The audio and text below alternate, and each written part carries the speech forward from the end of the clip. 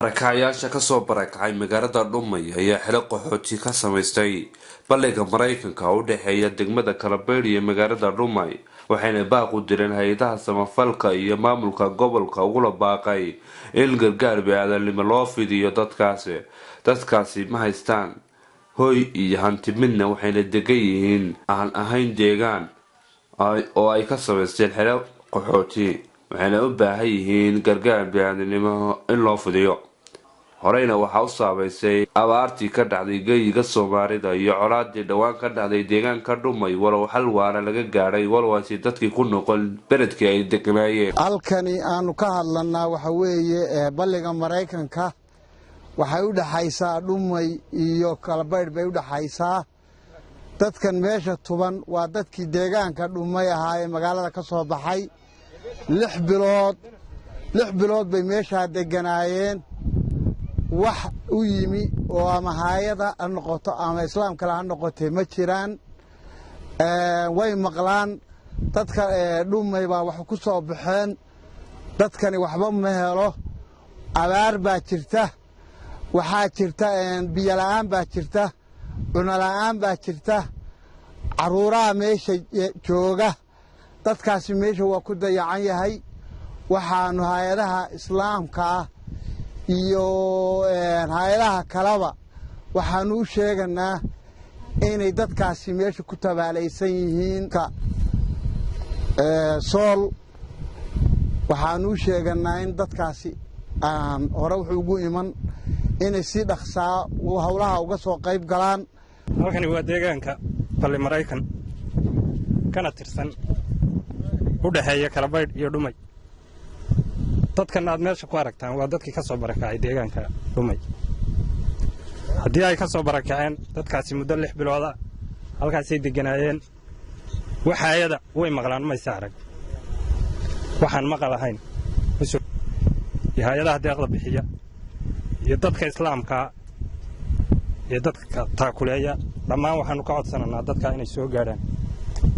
gargaarna ay u fidiyaan dadkaasi waa dad qaxoontiya wuxuu ka soo qaxay meel la yiraahdo markii hore Dhumay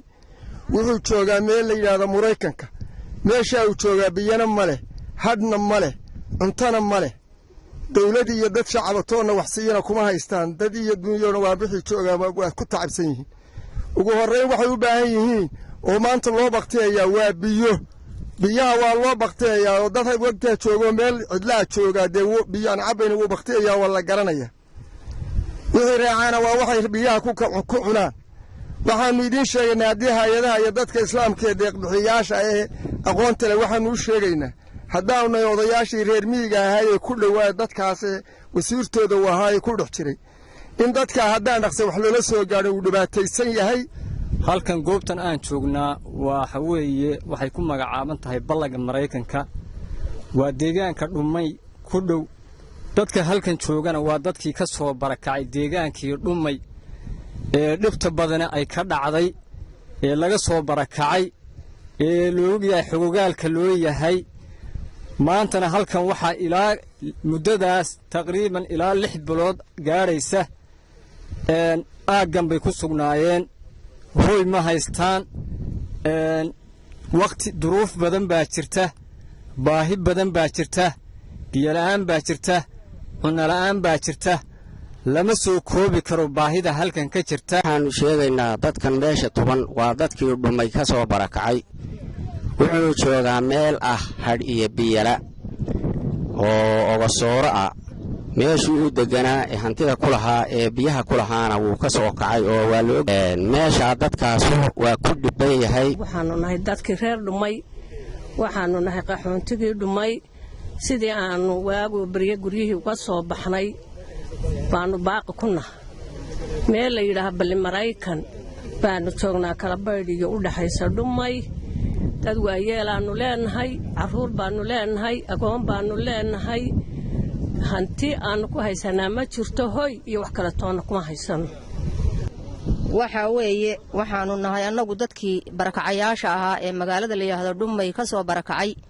waxaanu joognaa meel Kalabeer iyo Dhumay u dhaxaysa oo la yiraahdo balli Mareykan baanu joognaa oo ku sugannahay waxa weeye muddo 6 bilooda waad ogtihiin oo caalamku waa la socdaa dhibaato badan baa adduunka ka dhacday ilaahay baana qadaray ilaahay qadartiisa wixii ku dhacana ninna iskuma hiifi karo ilaahay baa nala maagay hadeerna alxamdulillaah rabbil caalamiin wixii dhintayna way dhinteen wixii nool ilaahay qudradiisa uun bay ku nool yihiin adduunka caalamka waxaanu u sheegaynaa hay'adaha dalka ka jira la yiraahdaa reer guura raaci caruur waa la isku cabsiyaa isbana arkaan annagu waanu maqalaa